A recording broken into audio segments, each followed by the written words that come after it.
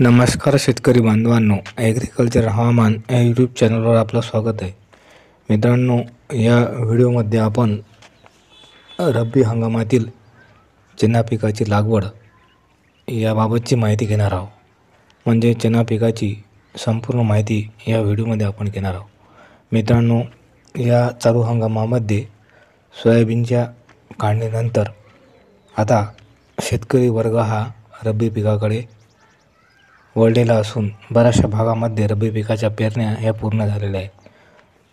परंतु अजूनसुद्धा काही भागामध्ये रब्बी पिकाच्या पेरण्या व्हायच्या आहेत. तर अशा भागामध्ये हरभरा जर पिकाची पेरणी करत असाल तर हरभरा साधारणतः डिसेंबरच्या पहिल्या आठवड्यापर्यंत बागायती हरभऱ्याची पेरणी करायला काहीच हरकत नाही. कोरडो हरभऱ्याची पेरणी ही बऱ्याचशा भागात झालेली आहे. मित्रांनो, हरभऱ्याकरता जमिनी साधारणतः मध्यम ते भारी स्वरूपाची असावी लागते. हलक्या जमिनीत हरभरा पिकाची फारशी उत्पन्न मिळत नाही किंवा पाण्याच्या पाळ्या ह्या जास्त स्वरूपात द्याव्या लागतात. त्यामुळे हलक्या जमिनीत शक्यतो हरभरा घेण्याचे टाळावे. मित्रांनो, हरभरा पिकाच्या विविध प्रजाती उपलब्ध आहे. त्यापैकी विजय, चाफा, ICVC2, काबुली, सफेद चना, विराट, दिग्विजय अशा विविध प्रकारच्या व्हरायट्या बाजारामध्ये उपलब्ध आहे. त्यापैकी विजय या वाहनाची शक्यतो शेतकरी बांधवांनी निवड करावी. कारण विजय हा वाहन प्रतिकूल परिस्थितीमध्ये त्याचप्रमाणे मर रोग प्रतिबंधक असल्यामुळे या वाहनाची शिफारस मी आपणास करत आहे. मित्रांनो, साधारणतः हरभरा पिकाकरता ट्रॅक्टरच्या चांगले वय करून जमीन भुसभुशीत करून घ्यावी आणि रोटावेटर मारून जमीन ही समतल करून घ्यावी. त्यानंतर साधारणतः हरभरा पिकाच्या बियाण्याच्याबद्दल माहिती सांगायचं झाल्यास हरभरा पिकाचे वाण एकरी 25 किलो ते 30 किलो या प्रमाणात घ्यावे.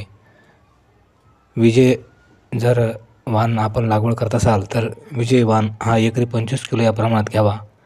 आणि जाडा हरभरा म्हणजे ज्या हरभऱ्याच्या दाण्याचा आकार हा जास्त मोठा असतो अशा प्रकारचे वाण हे एकरी 30 किलो या प्रमाणात आपण घेऊ शकता. साधारणतः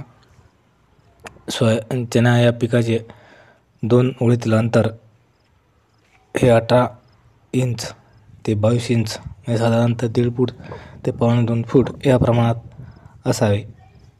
त्याचप्रमाणे मित्रांनो, हरभरा पिकाची पेरणी करण्यापूर्वी बियाण्याची बीज प्रक्रिया करणे खूप आवश्यक आहे. कारण हरभरा पिकावर मर रोग येण्याची खूप दाट शक्यता असते आणि त्यामुळे जर आपण बीज प्रक्रिया केली तर मर रोगापासून आपण आपल्या पिकाचे संरक्षण करू शकतो. त्याचप्रमाणे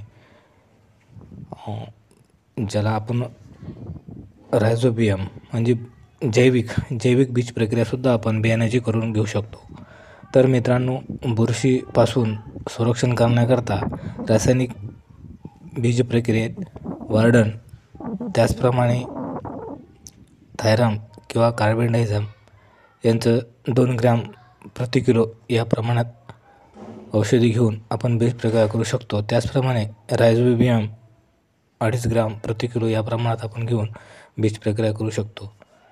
तर मित्रांनो, हरभरा या पिकाकरता खताची मात्रा जर म्हणसाल तर नत्र 25 किलो, स्फुरद 50 किलो आणि पॉलाश 30 किलो या प्रमाणात खताची मात्रा आपण घेऊ शकता.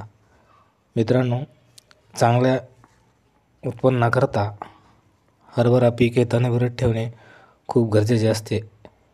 त्याचप्रमाणे अधिक उत्पन्न घेण्याकरता काही महत्त्वाच्या बाबीकडं आपण लक्ष देणं खूप गरजेचं आहे.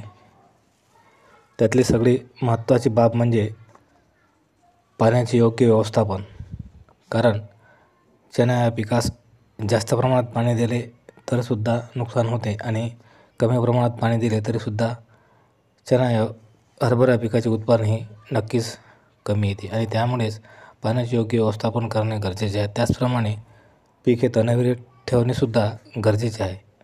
मित्रांनो, चणा या पिकावर पडणाऱ्या विविध रोगापासून आपल्या पिकाचे संरक्षण करण्याकरता कीटकनाशकासुद्धा योग्य प्रमाणात फवारणी करणे गरजेचे आहे. मित्रांनो, साधारणतः चण्याला अळीनाशकाच्या 3 फवारण्या करणे गरजेचे आहे. त्याचप्रमाणे पीक हे तणविरहित ठेवणेसुद्धा गरजेचे आहे. मित्रांनो, जर आपणास हा व्हिडिओ आवडल्यास व्हिडिओला लाईक आणि कमेंट करा. तसेच या चॅनलवरचे नवीन व्हिडिओ आपणापर्यंत पोहोचण्याकरता ॲग्रिकल्चर हवामान या यूट्यूब चॅनलला सबस्क्राईब करा. धन्यवाद शेतकरी बांधवांनो.